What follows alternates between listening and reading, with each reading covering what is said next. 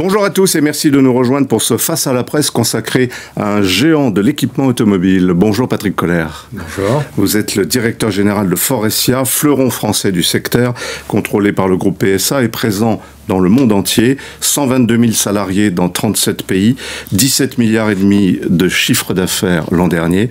Un véhicule sur 3 dans le monde embarque une technologie Faurecia. Vous êtes leader mondial dans les systèmes d'échappement, les sièges, l'intérieur des véhicules, on va en parler. Vous êtes au cœur des problématiques de mobilité. On est loin, vraiment très loin des origines du groupe, quand Bertrand Faure, en 1914, je crois, commençait à fabriquer des sièges de tramway et de métro. Aujourd'hui, vous voulez faire de Faurecia un inspirateur de la mobilité propre, mais également de la voiture connectée. Vous investissez dans l'hydrogène et la cybersécurité automobile. C'est votre actualité. Merci d'avoir accepté notre invitation, Patrick Koller. Pour vous interroger, Pierre de Villeneuve, Europe 1. Bonjour Pierre. Christophe Bourou, RTL. Bonjour Christophe. Bonjour. Et Alexandre Guillet, l'Argus. Bonjour Alexandre. Bonjour. C'est vous Alexandre qui posez la première question. Alors en ces temps un peu paradoxaux pour les équipementiers, puisqu'il y a beaucoup de prises de commandes et à la fois beaucoup d'avertissements ou de corrections de résultats, vous apprêtez à communiquer sur vos résultats semestriels. Vous êtes plutôt confiant, d'après ce qu'on a cru comprendre, d'autant que vous faites partie des rares équipementiers Tier 1 n'ayant pas encore émis de profit warning, comme on dit aux États-Unis ou dans le monde anglo-saxon. Ça devient une performance de nos jours. Oui, nous avons confirmé notre guidance et nous continuerons à confirmer notre guidance pour cette année. Et il y a un ralentissement tout de même des indicateurs financiers ou pas nécessairement? Il y a effectivement un ralentissement de l'industrie, on l'a bien ressenti en particulier en Chine avec moins 15% par rapport à l'année dernière sur le premier semestre. Et, ça vous inquiète? Ça vous inquiète ça? Ce qui m'inquiète, c'est de ne pas savoir quand est-ce que cette crise, parce que c'est une crise, va s'arrêter. Je pense que sur le moyen terme, le potentiel de la Chine reste là. Je pense que l'économie chinoise n'est pas dans une situation difficile actuellement. On a vraiment un problème qui est relatif à l'industrie automobile. Alors il y a des raisons à ça.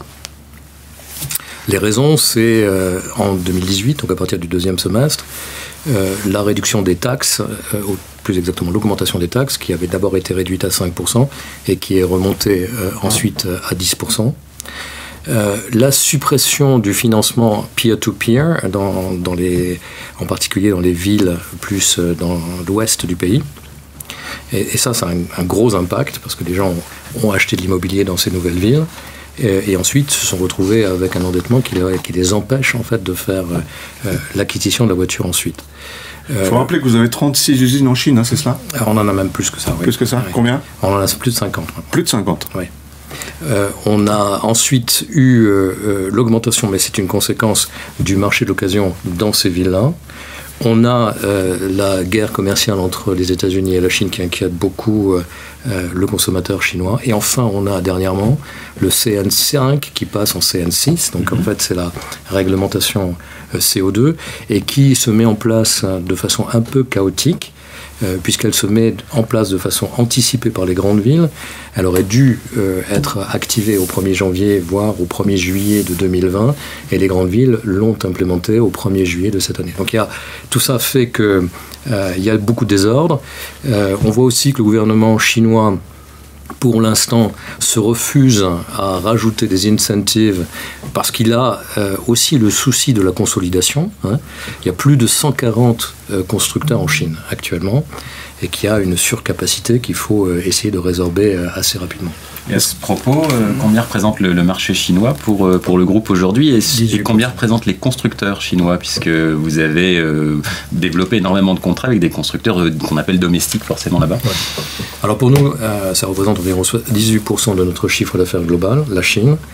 Et nous sommes parfaitement alignés avec le marché, c'est-à-dire qu'en fait on fait en Chine 40% de notre chiffre d'affaires avec des constructeurs chinois. Ce qui est l'équilibre actuel entre les internationaux et les Chinois.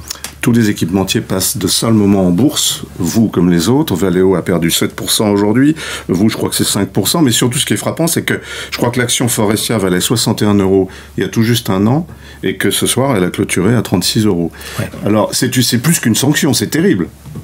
Alors elle avait pris l'année précédente 70%. Donc, bon. Et il faut regarder ça sur une durée un peu plus longue. Mais ce qui est vrai, c'est qu'il y a un désengagement des investisseurs de l'automobile actuellement. Et il va falloir qu'on attende un retour de ces investisseurs qui, j'espère, vont se rendre compte de l'intérêt de l'automobile d'ici quelques temps. Pourquoi ce désintérêt des investisseurs ? À cause de l'incertitude. Il y a beaucoup d'incertitudes sur les nouvelles technologies, donc l'électrification, la voiture autonome. On a vu ces éléments-là. C'est plus un manque de visibilité de leur part qu'une incertitude sur que la voiture va continuer dans quelques années. Je pense que depuis le Dieselgate, on est dans cette incertitude. Et on ne va pas tout ramener au diesel non plus. Il y a eu aussi sur la voiture autonome plusieurs accidents qui ont fait qu'on s'est beaucoup excité sur pardonnez-moi le terme, sur la voiture autonome. On nous l'a présenté pour 2025-2030 et puis finalement maintenant tout d'un coup on n'entend plus parler.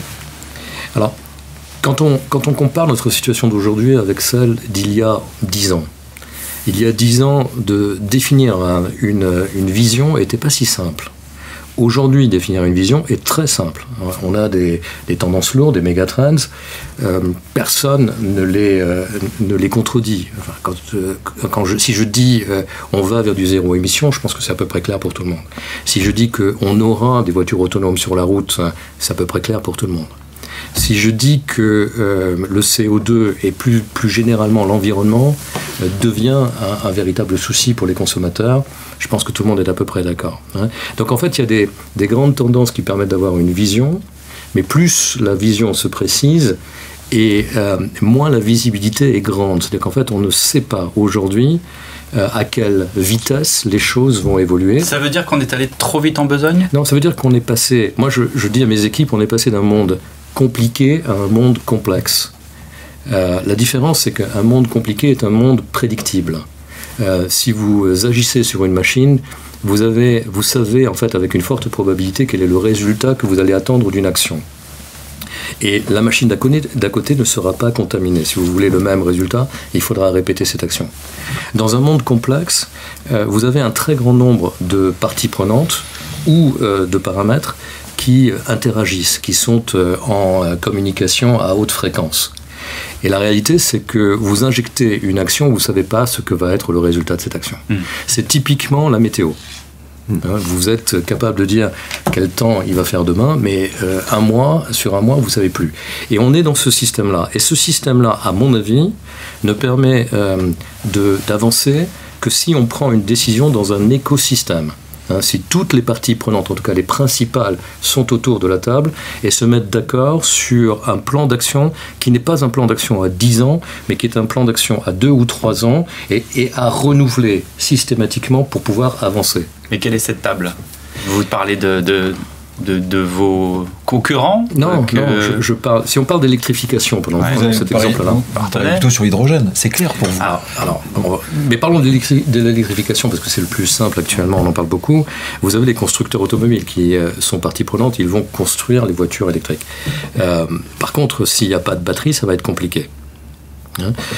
S'il n'y a pas suffisamment de recharge dans le milieu urbain, ça va être compliqué. Je ne sais pas si vous avez vu. Le premier à nous le dire. Voilà. Et donc il faut que tout le monde se mette autour de la table pour décider de comment on fait et à quel rythme on avance. Alors justement, est-ce que vous sentez monter la défiance envers l'électrique ? Je crois que l'un des plus gros opérateurs de bornes de recharge lyonnais, il y a quelques jours, a passé les prix de recharge la nuit à 42 €. C'est-à-dire que les clients sont passés de 3-4 € à 42 €. Donc là, psychologiquement et en termes de communication sur l'électrique, c'est tout à fait dramatique. Est-ce que vous sentez dans le pays ou dans les pays, sur vos marchés, cette défiance sur l'électrique ? Non, ce que je sens, c'est qu'il y a... tout d'un coup, on devient concret, en fait. Tout d'un coup, on a des projets, les constructeurs fabriquent des voitures ou vont les fabriquer en plus grande quantité, il va falloir les vendre. Et donc, tout d'un coup, les choses deviennent pratico-pratiques. Si vous voulez, par exemple, une prise dans votre garage à Paris, si vous êtes au 2e sous-sol, les pompiers vont vous dire non. Si vous êtes au 1er sous-sol, ils vont vous dire « Ok, mais on va équiper parce qu'il faut tirer des câbles et qu'il faut protéger en fait le circuit électrique. On va en équiper 5 ou 6 les uns à côté des autres. » C'est pas comme ça que ça marche dans une copropriété. C'est juste un exemple. Au fur et à mesure que l'on avance, eh bien, on a des haies à passer. Vous avez le cadre dirigeant de BMW d'ailleurs qui a tiré la sonnette d'alarme il y a quelques jours en disant que le public ne voulait pas des voitures électriques. Alors, je veux dire, je vais revenir là-dessus. Ouais. Ce que je veux dire simplement, c'est qu'on va vers ça. Ouais. C'est inéluctable. Ouais. On va vers ça. Même si on fait une erreur comme le diesel, pour reprendre la formulation de Carlos Tavares, le patron de PSA, qui dit « mais on fait peut-être la même bêtise ». Non, je pense qu'il y a une vraie demande du public. Hein. Le zéro émission est une vraie tendance lourde. C'est compliqué à mettre en œuvre. Il y aura beaucoup d'à-coups dans le déploiement, mais ça existera. Maintenant, quand vous regardez mondialement, les constructeurs sont relativement raisonnables. Personne ne va au-delà de 20% en 2030. Hein, ce qui veut dire encore 80% de moteurs thermiques. Pour répondre à votre point, ce que vous devez prendre en compte aussi, c'est que les constructeurs font de la communication externe, mais aussi de la communication interne. Imaginez, vous êtes un grand constructeur et vous allez dire à vos équipes, et en particulier les motoristes qui étaient les stars chez les constructeurs, eh bien tu vas développer une plateforme moteur, mais ça sera la dernière. Hein, c'est pas si simple. Et donc, certains choisissent une stratégie qui est une stratégie très volontariste, comme Volkswagen, qui est de dire on y va, vous posez aucune question, c'est comme ça et on déroule. Et puis d'autres qui se disent bon, on est peut-être dans une période un peu difficile, il faut peut-être pas en rajouter. Hein, donc, je pense qu'il y a un mélange de communication et où la part interne n'est pas négligeable. Vous croyez à l'Airbus de la batterie? En tout cas, est-ce que l'Europe doit faire front face à tout ce qui arrive en Asie? Vous parlez du marché chinois. Est-ce que c'est un gadget? Est-ce qu'on fait passer un peu trop tard? Quel est votre sentiment par rapport à ça? Non, je pense que si vous regardez, et ça, drivé par les nouvelles réglementations CO2, l'Europe va être un des marchés principaux. En 2030, l'Europe, c'est une estimation, personne ne sait exactement le chiffre, mais c'est un ordre de grandeur. L'Europe estime être à 21% de batteries electric vehicles et la Chine à 23%. Mais si vous rajoutez les plug-in hybrids, donc ceux qui sont quand même lourdement électrifiés, l'Europe sera à 32%, alors que la Chine sera à 28%. Hein? Or, tous les fabricants de batteries aujourd'hui sont asiatiques. Ils sont chinois, ils sont coréens et ils sont japonais. Donc on a quand même un vrai besoin de fabriquer des batteries en Europe. On n'imagine pas importer la totalité de ces batteries. Est-ce que c'est trop tard? Alors, il faut 2 ans pour démarrer la production à partir du moment où vous avez décidé d'une usine. Ce sont des usines lourdes. C'est de la chimie, c'est très compliqué, c'est du process. Là où on peut se poser la question, et je ne suis pas capable de répondre à cette question-là, on sait déjà que dans 10 ans, on va aller vers du solid state. Et le solid state, donc cette batterie sans liquide, se fabrique pas de la même manière et se fabrique pas dans la même usine. Hein? Donc il va falloir réfléchir à la façon dont on va déprécier les investissements qui sont très lourds et qui vont devoir être faits dans les années à venir. Mais dans tous les cas, il va falloir équiper les voitures de batteries et dans un premier temps, ces batteries seront importées, ce qui va probablement poser un problème de convergence des prix parce que l'offre-demande jouera. Et vous préconisez donc qu'en Europe, on milite dès maintenant ou qu'on s'équipe pour fabriquer des batteries à l'état solide, parce que vous dites et qu'on saute la case finalement qu'on connaît actuellement et qu'on continue à se sourcer en Asie puisque. Oui. Mais pourquoi c'est difficile? En filigrane, vous dites qu'il faut arrêter de brainstormer, il faut y aller. Oui, mais pourquoi c'est difficile? Parce qu'en fait, les industriels, il y a quand même un beau marché. Alors pourquoi est-ce qu'il y a des hésitations? C'est tout simplement parce que ça fait un petit moment que les constructeurs européens ont signé des contrats d'approvisionnement, qu'ils essayent de s'approvisionner de part et d'autre pour sécuriser leur volume, et qu'ils ne sont pas capables de s'engager visiblement très fortement dans des investissements nouveaux qui se feraient en Europe. Mais pas que ça, il y a aussi des politiques environnementales qui font que, évidemment, on s'attend à des vagues de protestations contre l'implantation de ce genre d'usine en Europe, que ce soit en France ou ailleurs. Pourquoi ? Pourquoi pas Demandez ça aux lobbies écologistes, environnementaux. Vous savez très bien que si on installe une usine à batterie électrique quelque part en Europe, vous allez forcément avoir une fronde écologiste. C'est pas ce que vous craignez, visiblement. Non, je pense pas. Non, parce que, attendez, la fabrication des batteries n'est pas n'est pas un process, ne sont pas des process très agressifs. Alors, c'est pas ce que disent certains observateurs. Je ne vais pas citer toujours Guillaume Pitron ou d'autres, mais bon. Forestier investit dans l'hydrogène, on va en venir à votre actualité. Pourquoi et comment surtout ? Alors pourquoi ? Parce que l'hydrogène, c'est la seule alternative à la batterie. Qu'il y a des cas d'usage où la batterie ne sera pas la solution la meilleure, en particulier lorsque vous aurez à faire des distances longues, lorsque vous aurez des cas d'usage intensifs, donc c'est le cas par exemple pour tous les utilitaires, pour tous les véhicules de chantier, etc. Et si vous avez besoin en particulier de grosses puissances. Et là, il n'y a pas d'autre solution, de solution économiquement acceptable que de le faire via de l'hydrogène. Voilà, toujours aussi cher l'hydrogène, c'est ça le problème. Alors, la grande masse, la grande majorité des investissements en électricité, en sources électriques vont être renouvelables.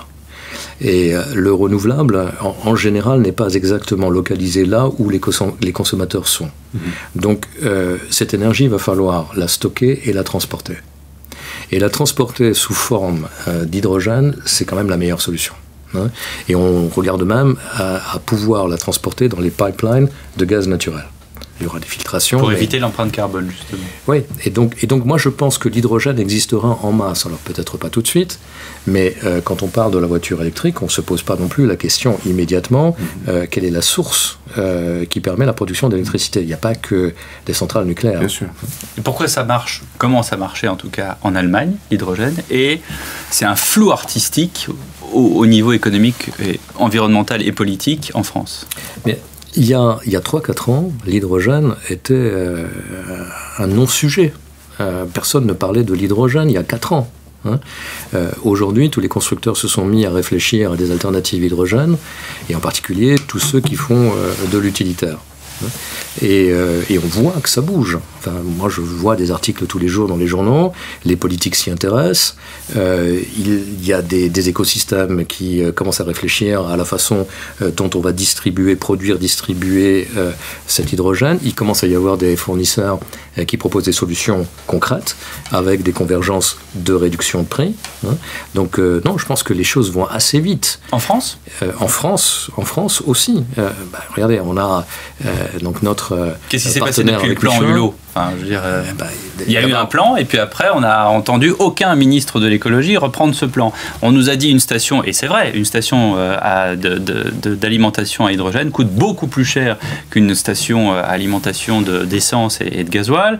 Et parallèlement, mais vous le savez mieux que moi, on a aujourd'hui un constructeur français qui mise sur l'électrique pure. Donc évidemment, ça ne peut pas avancer en France comme ça avance en Allemagne ou dans d'autres pays. Et on a un autre constructeur qui imagine un mix énergétique. Il imagine beaucoup de choses, mais on ne l'entend pas beaucoup. Et même celui que vous pensez être totalement focalisé sur l'électrique réfléchit aux alternatives également. Je pense depuis des événements récents. Oui. Qu'est-ce que ça représente l'investissement en hydrogène pour vous, pour Forestier ? Alors d'abord, vous êtes avec Michelin en plus. On est avec Michelin. Donc en fait, on a 2 investissements séparés. On a un investissement sur toute la partie réservoir, qui est un investissement à nous. Et on est en JV, on va l'être, on va la concrétiser très prochainement avec Michelin sur toute la partie pile et intégration véhicule. Via Symbio, qui est une société française implantée en Rhône-Alpes. Donc c'est des investissements à 3 chiffres dont on parle. Est-ce qu'il n'y a pas une question alors vraiment très très basique, parce que l'hydrogène finalement quand on arrive à la station, pour se faire le plein, c'est extrêmement facile. C'est comme pour l'essence actuellement. Alors qu'électrique, c'est quand même compliqué, qu'il y aura beaucoup de véhicules aux bornes, on va attendre longtemps, etc. Est-ce que c'est pas aussi un gros atout de l'hydrogène finalement, puisque pour le consommateur, ça va strictement rien changer ou pas grand-chose ? Si. Pour répondre, et surtout si vous avez de l'autonomie, imaginons une autoroute nord-sud en France.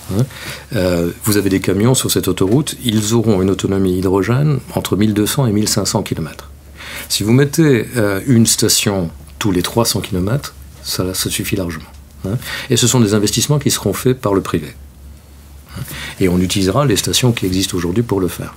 Donc ça coûte de l'argent, bien sûr, mais c'est pas une infrastructure monstrueuse.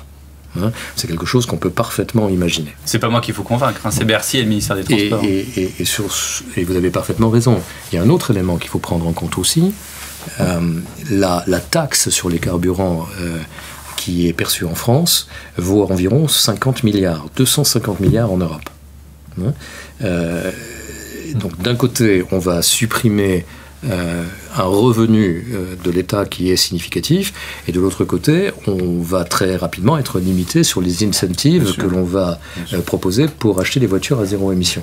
Parce que les volumes montants, ces éléments-là vont devenir insupportables du point de vue du budget.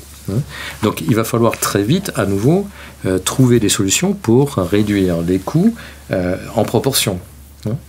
Mais c'est pour ça que je pense, et vous allez voir, ces alternatives vont se développer. Elles vont se développer également en fonction des difficultés de l'une et de l'autre.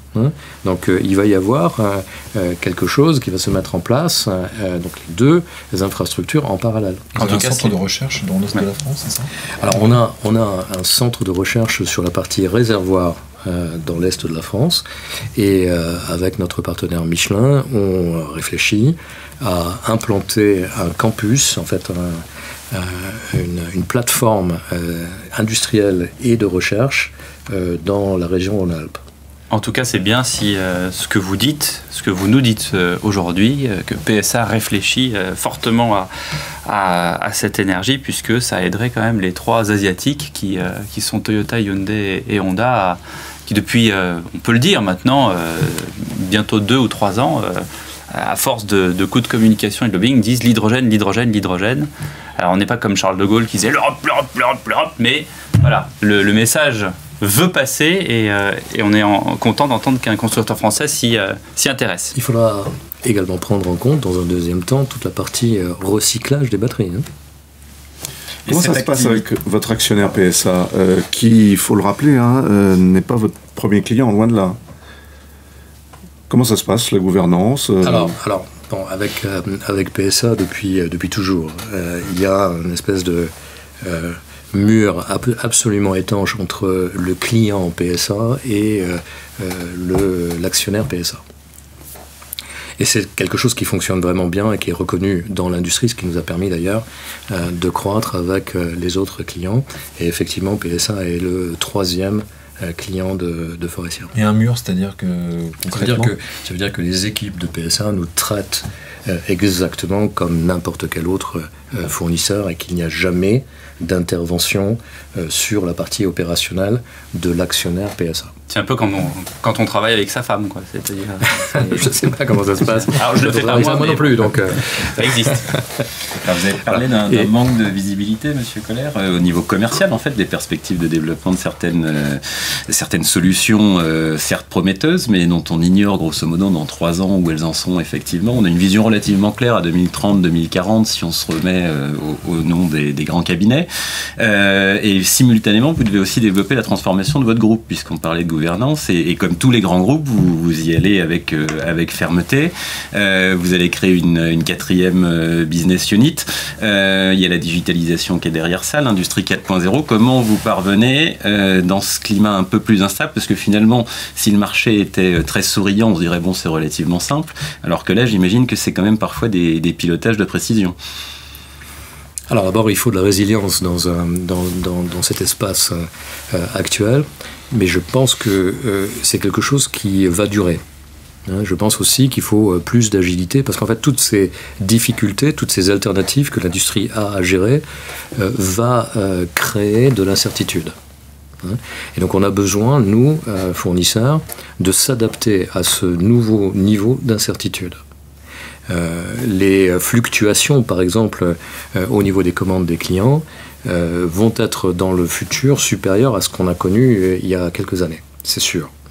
Et donc il faut effectivement avoir des outils flexibles dans les usines, il faut la digitalisation, aussi pour recueillir les signaux venant des clients le plus tôt possible pour pouvoir avoir le temps de s'ajuster, de s'adapter à ça.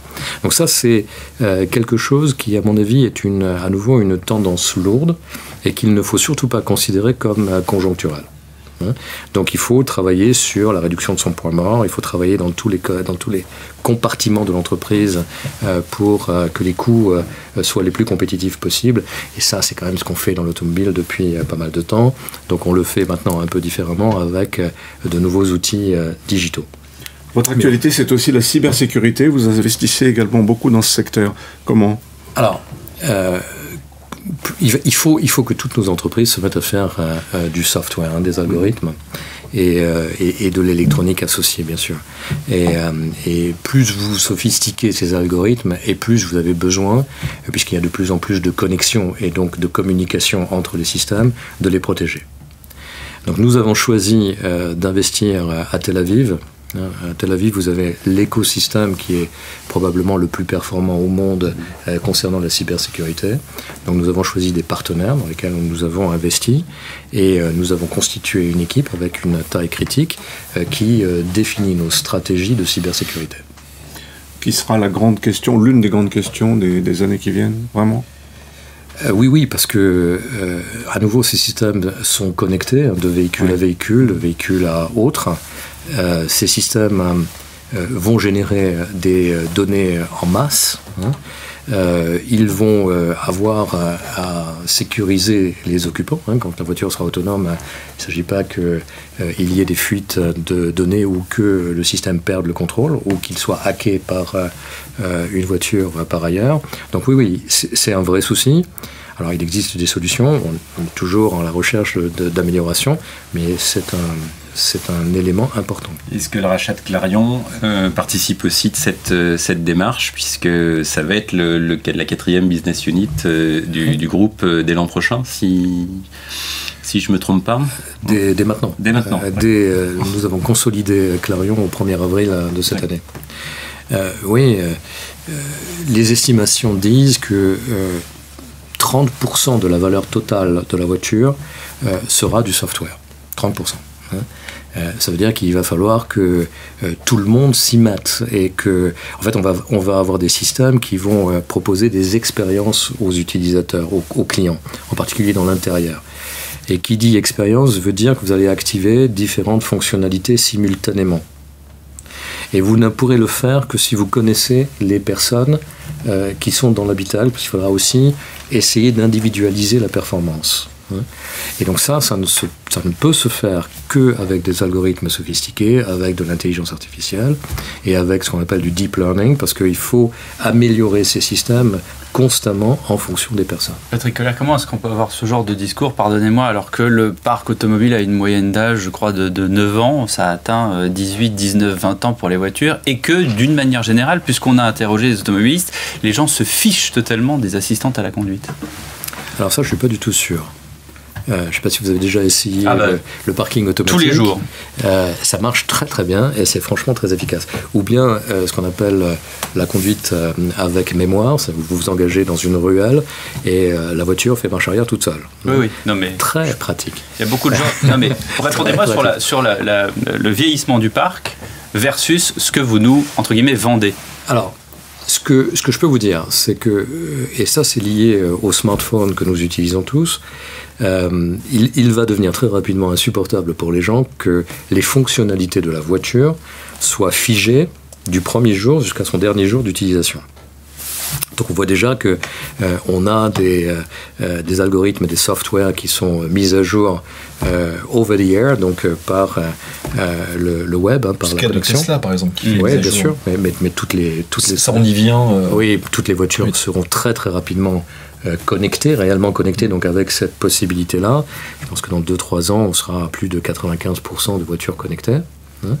Et ce que je crois, c'est que ça suffira pas. Le software aura en fait une plage d'intervention qui restera limitée. Donc il faudra aussi rajouter du hardware, donc des éléments à l'intérieur de la voiture pour pouvoir proposer ces augmentations de fonctions que désireront les gens. Et il y aura aussi probablement des business models différents. Je pense qu'on pourra activer par une application, par exemple, des fonctionnalités nouvelles dans la voiture. C'est-à-dire ? Ça veut dire que, je prends un exemple, vous avez... Alexa, fais-moi un café, puis tout d'un coup... Le café, ce sera un peu plus difficile, mais enfin bon... Il paraît qu'il y a une machine à café dans un des derniers concept cars, je sais pas, c'est DS, il me semble. Mais ça, c'est pas très compliqué de mettre une machine à café dans un... Ça existe déjà en option. Donc, ça, c'est pas... donc, imaginez que vous ayez dans vos appuis-têtes des petits haut-parleurs. Et bien, si vous voulez, par exemple, un système, une bulle d'isolation sonore, eh bien on peut l'activer par le téléphone. Vous pouvez dire, ben voilà, je veux ça. Donc le système... Sans déranger le voisin. Sans déranger. Le système va vous permettre de l'essayer. Et si vous êtes convaincu de l'intérêt de cette fonctionnalité, ben vous l'achetez.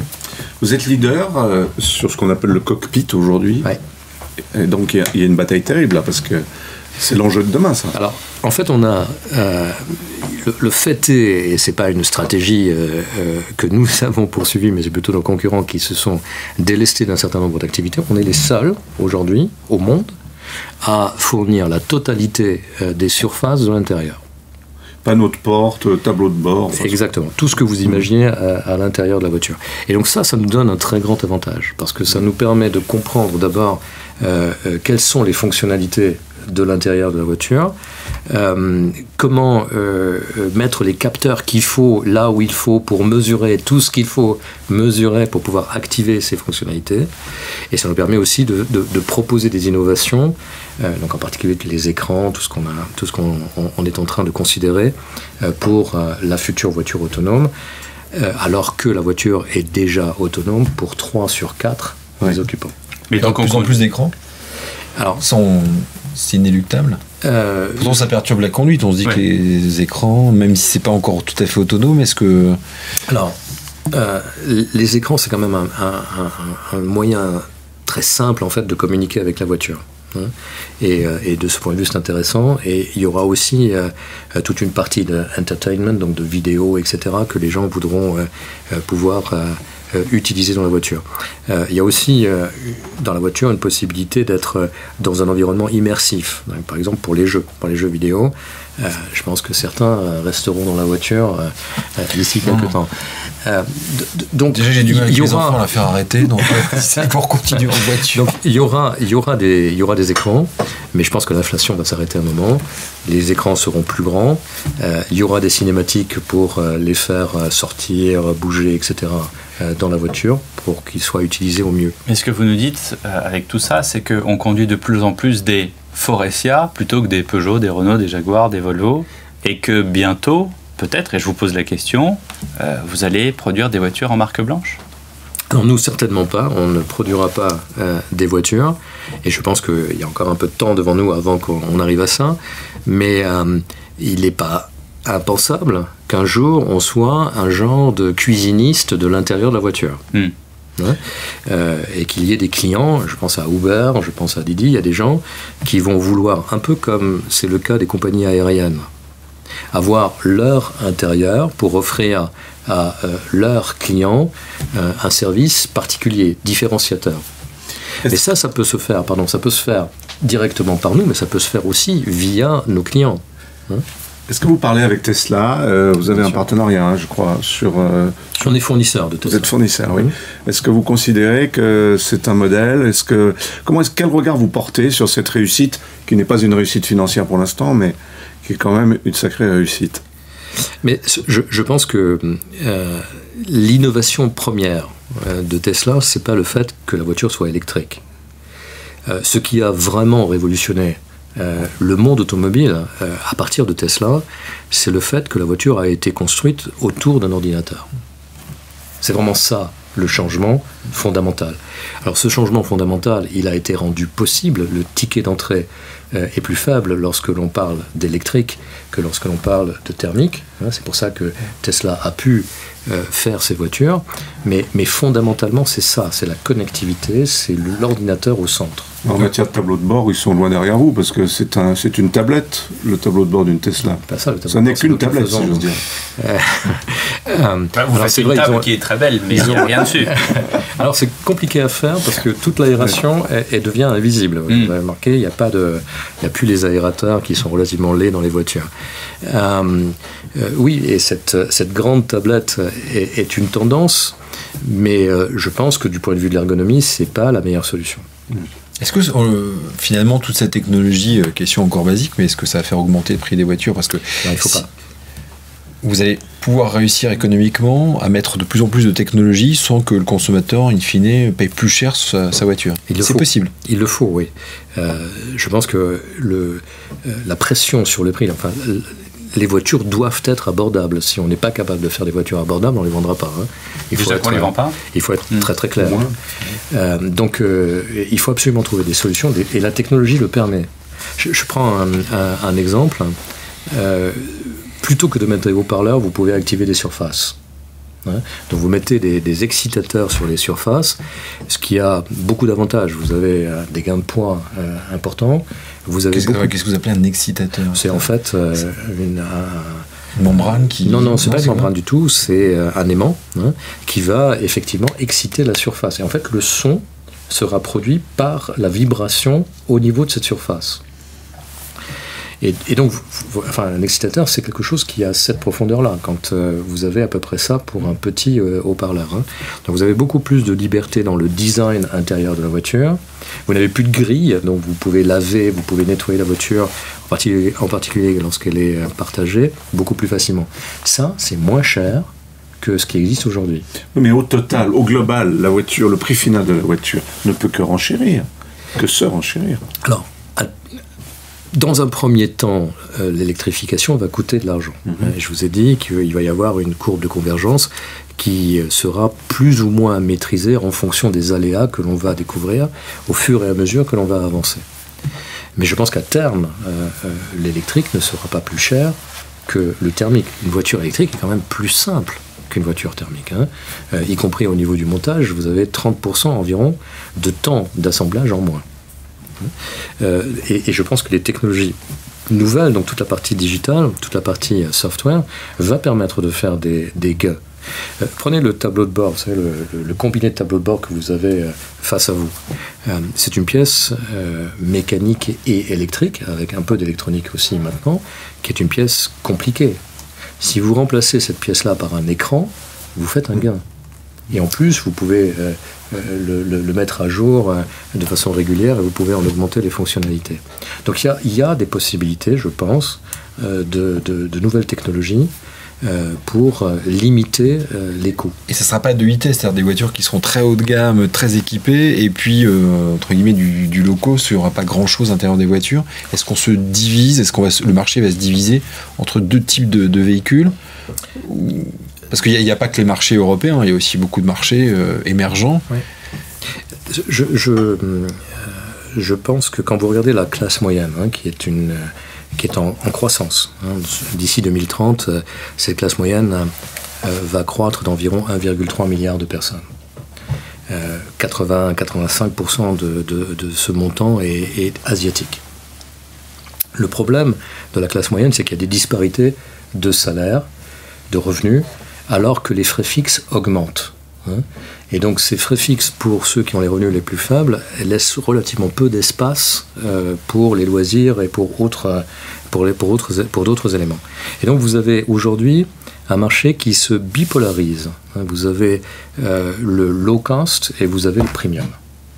Et vous n'avez plus grand-chose au milieu. Et je pense que ça, on va continuer à l'avoir. Donc ça, vous n'y pouvez rien, entre guillemets. C'est pas le rôle d'un équipementier de... Non, nous, ce que l'on fait, c'est qu'on essaie de répondre aux besoins des clients. Donc on essaie d'apporter des solutions aux consommateurs.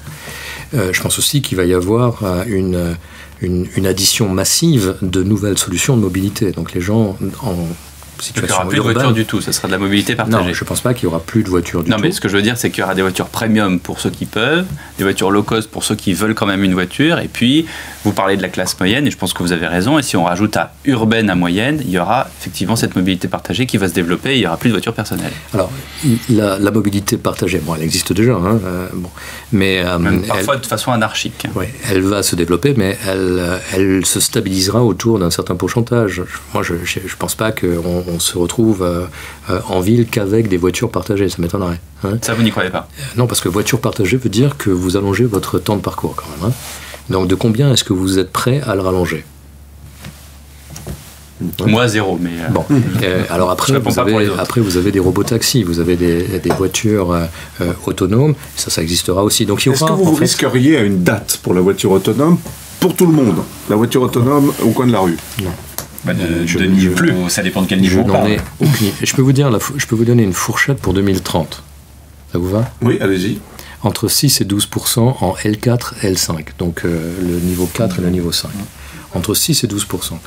Et si je prends les 6%, donc la fourchette basse, c'est 5% pour des voitures, des robotaxis et des voitures partagées, et 1% pour des véhicules de particuliers.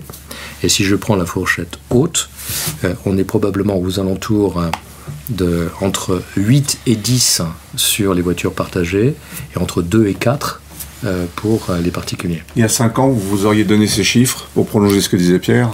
Non, j'aurais probablement dit plus rapidement. Ouais. Là, de nouveau, on est dans exactement le même phénomène, on devient très concret. Aujourd'hui, une voiture L4, L5, ça vaut 80 000 € en supplément de la voiture. En supplément, oui. Hein, qui doit déjà être correctement équipée. Patrick Koller, vous avez insisté tout à l'heure sur le fait de brainstormer, d'agir ensemble, d'avoir des idées. Pourtant, il y a quelques mois, vous avez, avec fracas, claqué la porte de la FIEV. Qu'est-ce qui s'est passé ?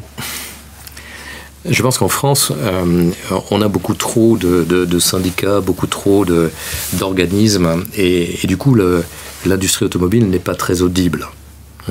Et je pense que avec la plateforme automobile, et avec Luc Châtel en particulier, depuis qu'il est arrivé, on avait une véritable chance de fédérer en fait toute cette industrie française, de parler d'une voix et d'être capable d'être entendu. Et je pense qu'en plus, c'était nécessaire, c'est nécessaire face au VDA allemand. Et donc il y avait une coopération d'égal à égal qui était à ce moment-là possible. Donc c'est pas du tout contre le président intérimaire actuel de la FIEV? Alors, ce n'est pas notre candidat préféré, pour être tout à fait clair, mais pour cette raison, oui, donc que la FIEV n'a pas voulu, n'a pas pensé nécessaire ou pensé utile pour elle et pour ses adhérents de constituer en fait cette plateforme qui, à mon avis, reste l'objectif. Un mot de votre présence en France. Je crois que vous avez 45 000 salariés en Europe chez Faurecia, oui. Et 10 000 seulement en France. 14 000. Oui. 14 000. C'est pas beaucoup. Non, on est une société européenne. On a toujours été. On a toujours eu un tropisme franco-allemand. On a beaucoup travaillé avec les constructeurs allemands. Volkswagen est notre premier client. On a maintenant aussi tous les pays de l'Est dans lesquels on est fortement présent. Par contre, on est notre base première en R&D est la France. C'est clair, oui, effectivement. Pas les usines, mais... Oui, et grâce au crédit d'impôt recherche, il faut quand même bien le dire, ce qui nous a énormément aidé. Hein. Et malgré tout, la Chine reste votre premier marché? Vous avez dit au CES de 2019, le consommateur chinois va dicter les règles. Oui, je pense que quand vous regardez le luxe, l'industrie du luxe,